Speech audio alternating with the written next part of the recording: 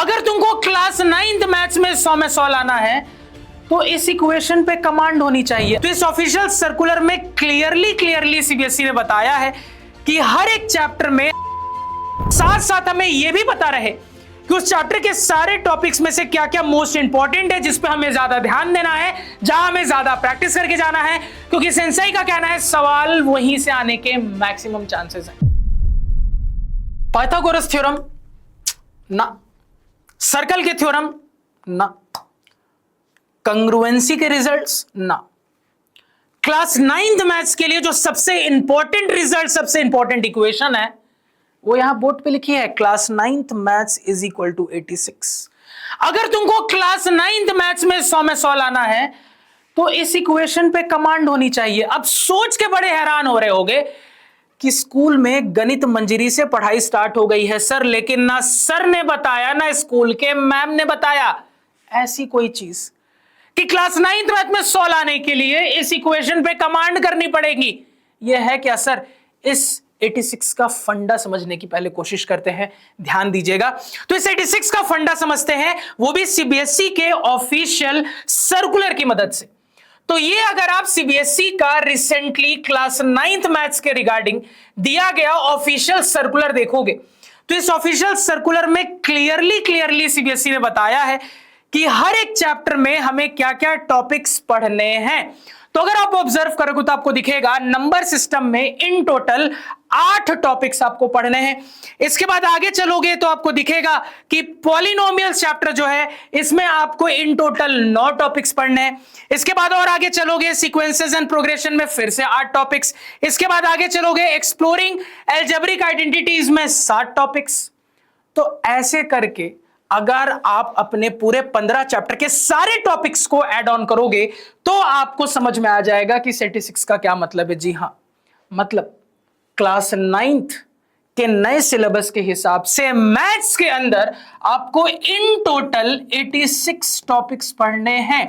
यानी अगर आपने इन 86 टॉपिक्स के कंसेप्ट्स और सवाल अच्छे से कर लिए तो क्लास 9th मैथ्स में पढ़ने से कोई नहीं रोक सकता। अब ये बात सुनने में जितनी आसान लग रही है, प्रैक्टिकल लाइफ में इतनी आसान नहीं है। कैसे? आओ समझते हैं। नंबर सिस्टम के साथ शुरू किया, सेंसेई आपके साथ और अपने स्कूल के टीचर के साथ भी बहुत अच्छे से पढ़ाई की, सारे कंसेप्ट्स नंबर सिस्टम के हमने समझे, ढेर सारी प्रैक्टिस की, मजा आ गया, सब आ गया सर, सब दिमाग में चल रहा है। फिर अगले चैप्टर हम पॉलिनोमियल पे गए, पॉलिनोमियल पढ़ना शुरू किया, ताबड़तोड़ तरीके से सारे कंसेप्ट, सारे सवाल प्रैक्टिस किए, पॉलिनोमियल पे कमांड आ गई। फिर अगले चैप्टर पे गए, उसको भी अच्छे से प्रैक्टिस किया, सारे कंसेप्ट्स किए, लेकिन अब दिक्कत शुरू हुई। जैसे ही अपने 3rd चैप्टर पे गए, नंबर सिस्टम थोड़ा थोड़ा भूलने लगे सर, पॉलिनोमियल थोड़ा थोड़ा दिमाग से हटने लगा सर। जी हाँ, और ये जो प्रॉब्लम है ये इकलौती आपकी प्रॉब्लम नहीं, हर एक स्टूडेंट की प्रॉब्लम है। मैं भी जब स्टूडेंट फेज में था तो आपकी तरह यही प्रॉब्लम फेस करता था कि हम जैसे जैसे पढ़ते हुए आगे जाते हैं, पीछे का ना चाहते हुए भी, अच्छे रिवीजन के बाद भी थोड़ा थोड़ा दिमाग से निकलने लगता है। हम जितना आगे जाते जाते हैं पीछे उतना ही भूलते जाते हैं, और पीछे जो एकाध चीजें याद रह जाती है वही याद रहती है। हमें पीछे की सारी चीजें एक साथ दिमाग में रिवाइज नहीं रहती, याद नहीं रहती। तो सुनने में जितना आसान लग रहा है कि भैया बस 86 टॉपिक से क्लास 9th की मैथ्स धुएं में उड़ जाएगी, उतना आसान नहीं है, क्योंकि इंसान को भूलने की बीमारी होती है, चाहे कितना भी प्रैक्टिस कर लो, कितना भी रिविजन कर लो। तो मुद्दा यह है कि सर ये 86 जो है ये थोड़ा टफ तो है। मजा आ जाए अगर यहां पे कोई एक्सपीरियंस टीचर आके हमें, कोई एक्सपीरियंस मैथ्स का मेंटर आके हमें इन 86 टॉपिक्स में से सिर्फ मोस्ट इंपॉर्टेंट टॉपिक्स बता के चला जाए। क्योंकि अगर इनमें से सिर्फ मोस्ट इंपॉर्टेंट टॉपिक्स हमें पता रहेंगे तो दिमाग पे ज्यादा लोड नहीं आएगा, ज्यादा इफिशिएंटली हम चीजों को रिवाइज रख सकते हैं, और हमें पता रहेगा कि जब हमारे एग्जाम नजदीक है, चाहे वो हाफ ईयरली 1 हो, हाफ ईयरली 2 हो, या 9th के फाइनल एग्जाम हो, उसके हिसाब से मोस्ट इंपॉर्टेंट टॉपिक हमें क्या रिवाइज करके, क्या प्रैक्टिस करके जाना है, प्रायोरिटी बेसिस पे। तो टेंशन लेने की जरूरत नहीं है, क्योंकि आपके सामने एक ऐसा इंसान खड़ा है। तो भैया जी अपने सालों के 9th और 10th के टीचिंग एक्सपीरियंस से इन 86 टॉपिक्स को जब मैंने शॉर्टलिस्ट करके देखा तो मैंने पाया कि इन 86 टॉपिक्स में से सिर्फ 50% टॉपिक्स ही ऐसे हैं जो आपके लिए मोस्ट इंपॉर्टेंट है, जहां से सवाल बनने के मैक्सिमम चांसेस है। सिर्फ इनके से आधे टॉपिक, सिर्फ इनमें से 50% टॉपिक्स आपके लिए मोस्ट इंपॉर्टेंट है। अब बिना टाइम वेस्ट किए हुए फटाफट चैप्टर वाइज उन मोस्ट इंपॉर्टेंट टॉपिक्स को जान लेते हैं, ताकि जब हम किसी भी चैप्टर को पढ़े पूरा अच्छे से तो साथ साथ हमें यह भी पता रहे कि उस चैप्टर के सारे टॉपिक्स में से क्या क्या मोस्ट इंपॉर्टेंट है, जिस पे हमें ज्यादा ध्यान देना है, जहां हमें ज्यादा प्रैक्टिस करके जाना है, क्योंकि सेंसेई का कहना है सवाल वहीं से आने के मैक्सिमम चांसेस हैं। तो भैया जी सर्कुलर के हिसाब से सारे टॉपिक्स मैंने यहां पे नोट डाउन कर दिए हैं और उनमें से मोस्ट टॉपिक जो भी मोस्ट इंपॉर्टेंट टॉपिक्स है वो भी वहां पे हाईलाइट कर दिए हैं। तो आप फटाफट एक एक करके देखते हैं।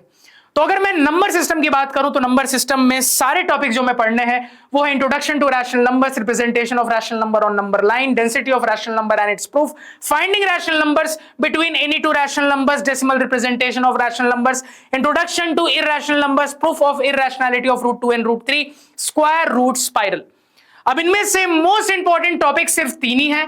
Finding rational number between any two rational numbers, proof of irrationality of root 2 and root 3, square root spiral. यानी कि इस चैप्टर से जो लगभग 7 मार्क्स के सवाल आने हैं वो इन्हीं 3 टॉपिक्स आने के मैक्सिमम चांसेस है। अगले चैप्टर पे चलते हैं, इंट्रोडक्शन टू पॉलिनोमियल, जिसके अंदर हमें पढ़ना है algebraic expressions, definition of a polynomial, degree of a polynomial, introduction to linear polynomials and applications, exploring linear patterns, modelling linear growth and linear decay, linear relationships, visualising linear relationship, slope and y intercept of a line y is equal to x plus b। इनमें से सिर्फ 4 ही topics most important topics है, यानी कि इस chapter से जो 5 मार्क्स के सवाल आपके एग्जाम में आएंगे उनके इन्हीं टॉपिक्स आने के मैक्सिमम चांसेस है, जो कि है modelling linear growth and linear decay, linear relationships, visualising linear relationship, slope and y intercept of a line y is equal to x plus b। अगले चैप्टर पे चलते हैं, सीक्वेंसेस एंड प्रोग्रेशन, जिसके topics है इंट्रोडक्शन टू सीक्वेंसेस, एक्सप्लिसिट और general rule of a sequence, recursive rule of a sequence, arithmetic progression जिसके अंदर nth term, visualising an AP and practical context leading to AP, some of first and natural numbers, geometrical progression, GP जिसके अंदर है nth term, visualizing a GP and practical context leading to GP, application of GP in fractals, Tower of Hanoi puzzle। अब इस chapter से जो 5 marks के सवाल आने हैं वो इन्हीं 3 मोस्ट इंपॉर्टेंट टॉपिक से आने हैं, जो कि आपका है अरिथमेटिक प्रोग्रेशन वाला topic, sum of first and natural number वाला टॉपिक, ज्योमेट्रिकल प्रोग्रेशन वाला टॉपिक। आगे चलते हैं, एक्सप्लोरिंग एल्जेब्रिक आइडेंटिटीज, इसके अंदर जो टॉपिक्स आपको पढ़ने हैं वो है revisiting algebraic identities, visualising identities using geometrical models, factorisation of algebraic expressions using identities, more identities and their applications, visualizing factorization of quadratic expressions through algebraic tiles and without using algebraic tiles। इसके बाद finding new identities, simplifying rational expressions. अब इनमें से most important topics सिर्फ ये 4 है, यानी कि ये 5 मार्क्स जो कि इस चैप्टर से आने हैं उनके इन्हीं 4 टॉपिक से सवाल आने के मैक्सिमम चांसेस है, जो कि होने वाले हैं factorisation of algebraic expression using identities, more identities and their applications, finding new identities, simplifying rational expressions. अगले चैप्टर पे चलते हैं, लीनियर इक्वेशन इन 2 वेरिएबल्स, आपके पूरे सिलेबस का सबसे बड़ा चैप्टर।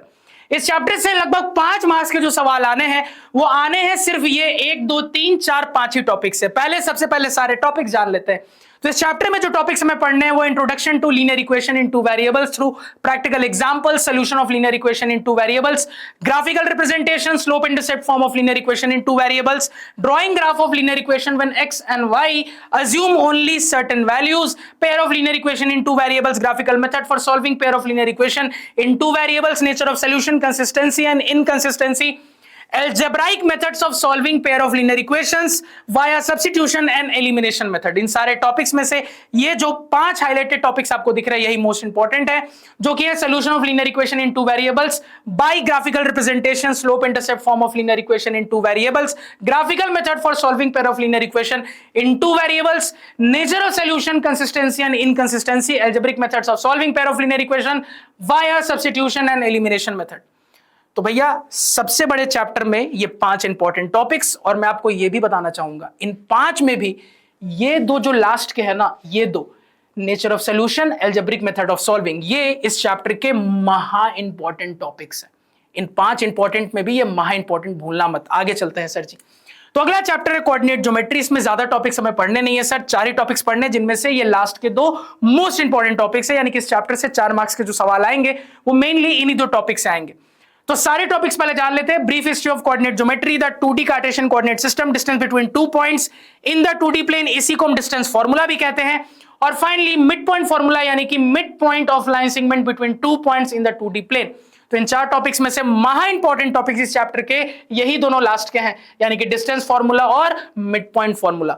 चलिए अगले चैप्टर पे आ जाते हैं, introduction to Euclid geometry. Again एक छोटा सा चैप्टर है, इसमें आने वाले टॉपिक्स है history of geometry, constructing a square with a given side as described in Baudhayana Sulba Sutra, discovering Euclid's definitions, axioms, axiom of measurement and rules for geometric objects. अब इस चैप्टर से जो लगभग 5 मार्क्स के सवाल आपके एग्जाम में पूछे जाने हैं वो आएंगे मेनली इन्हीं 2 टॉपिक से, यानी कि एक टॉपिक हो गया आपका constructing a square with a given side as described in the Baudhayana's Sulba Sutra, और उसके बाद एक्सियम्स। चलिए आगे आ जाते हैं। लाइंस एंड एंगल्स, इसके अंदर में पढ़ना है रेज एंड एंगल्स के बारे में, measure of angles, intersecting lines and angles, pair of angles, theorems and examples on intersecting lines, theorems and examples on parallel lines. तो इतने सारे टॉपिक्स में से इस चैप्टर से जो लगभग 5 मार्क्स के सवाल आने हैं वो इन्हीं 2 मोस्ट इंपॉर्टेंट टॉपिक से आने हैं, यानी कि theorems and examples on intersecting lines, theorem and examples on parallel lines. चलिए आगे आ जाते हैं। ट्रायंगल्स कंग्रुएंस थ्योरम, इसके अंदर जो टॉपिक्स हमें पढ़ने हैं वो है practical application of triangles, proof of condition of congruence of triangles, theorems on triangles, propositions and their converse problem based on application on theorems on triangles। अब इतने सारे टॉपिक्स में से इस चैप्टर से जो लगभग 5 मार्क्स के सवाल आपको एग्जाम में पूछे जाएंगे वो पूछे जाएंगे मेनली इन्हीं 2 टॉपिक से, जो कि होने वाले हैं theorems on triangles, problems based on application of theorems on triangles, यानी कुल मिला के जो कंग्रुएंसी के अलग अलग क्राइटेरिया होते हैं उन पे बेस्ड सवाल।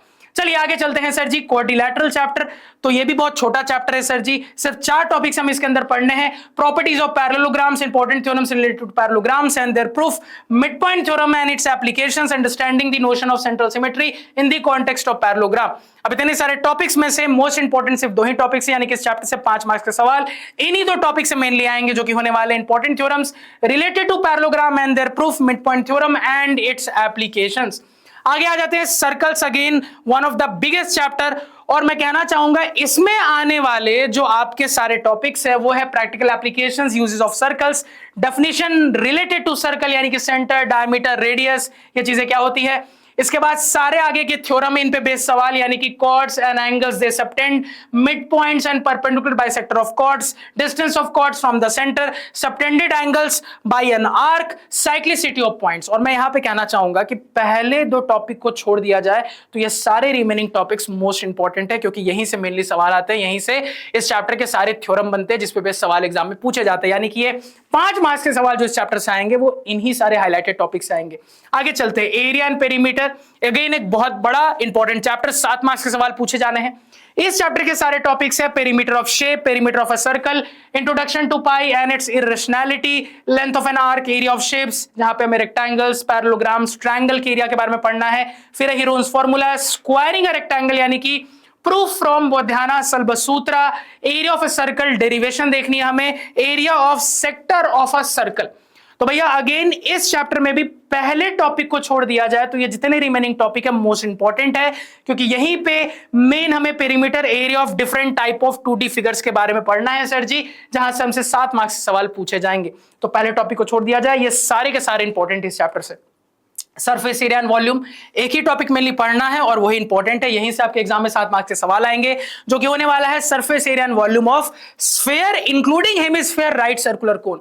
तो भैया स्फीयर भी, कोन भी, हेमिस्फीयर भी, मतलब इन 3 फिगर से रिलेटेड सवाल आने के मैक्सिमम चांसेस आपके एग्जाम में। चलिए आगे चलते हैं। स्टैटिस्टिक्स, सिर्फ 2 टॉपिक है और दोनों इंपॉर्टेंट है, यानी कि इस चैप्टर के 5 मार्क्स के सवाल यहीं से आएंगे। Graphical representation of data, measures of central tendency, और फाइनली 15th और लास्ट चैप्टर आपके क्लास 9th मैथ्स के नए सिलेबस के हिसाब से इंट्रोडक्शन टू प्रोबेबिलिटी। यहां पे जो टॉपिक्स हमें पढ़ने हैं, concept of probability and randomness, the probability scale, empirical probability analysing statistical data, statistical data and performing experiments, theoretical probability, sample space and events, representing probability through tree diagram and tables। तो भैया जी इनमें से यही 3 topic most important है जहां से 5 marks के सवाल पूछे जाने हैं, जो कि होने वाला है empirical probability, theoretical probability, representing probability through tree diagram and tables. That is it. अब मेरी बात ध्यान से सुनना, इस बार सिलेबस चेंज हुआ है, इंपॉर्टेंट सारे टॉपिक है, बार बार कह रहा हूं, लेकिन जैसा कि मैं बार बार ये भी कह रहा हूं कि जब एग्जाम नजदीक आते हैं सर तो पूरी बुक पढ़ने का टाइम, पूरी बुक रिवाइज करने का टाइम नहीं होता। तो हमें अगर शुरू से पता रहे कि सारे चैप्टर के सिर्फ काम के मेन टॉपिक्स क्या हैं जहां से सवाल आने के मैक्सिमम चांसेस है, तो पढ़ाई बहुत ईजी और बहुत राइट डायरेक्शन में चली जाती है। वो मैंने इस वीडियो में बताने की कोशिश की है। ये एक स्टैंड अलोन वीडियो है, आपको ऐसी वीडियो इंटरनेट पे बहुत कम चांसेस है मिलेगी, तो बहुत इंपॉर्टेंट वीडियो, इसको मिस मत करना। अगेन मैं समझ पा रहा हूं तुम्हारे मन की ख्वाहिश को कि भैया ये जो मैंने इंपॉर्टेंट टॉपिक का पीडीएफ तुम्हारे लिए बनाया है या सीबीएसई का जो ये सारे टॉपिक का सर्कुलर है, ये दोनों पीडीएफ अगर तुमको चाहिए तो ज्यादा मेहनत नहीं करनी है, इस मेरे क्लास 9th के टेलीग्राम को स्कैन करके ज्वाइन कर लेना। यहाँ पे दोनों पीडीएफ आपके लिए ऑलरेडी मैंने प्रोवाइड कर दिए जहां से आप देख सकते हो। अगेन आगे भी टेलीग्राम पे भी बहुत कुछ चीजें होनी है, जरूर से टेलीग्राम पे बने रहिएगा। साथ साथ ये भी कहना चाहूंगा, ये मेरी इंस्टाग्राम आईडी है prince_sensei01। इस साल से मैं क्लास 9th के लिए भी बहुत अमेजिंग 1 मिनट की तुम लोग के लिए वीडियोस बनाने वाला हूं, तो जरूर से इंस्टाग्राम पे भी आइएगा। तो ऐसे और अमेजिंग वीडियो क्लास 9th के हमारे इस चैनल पे यानी इन्फिनिटी क्लास 9 चैनल पे आते रहेंगे, बने रहिएगा। साथ साथ अब तुम लोग के लिए वन शॉट भी स्टार्ट होने जा रहा है, तो बने रहना चैनल पे। मिलते हैं अगले वीडियो में, तब तक के लिए तारा रारा सायोनारा।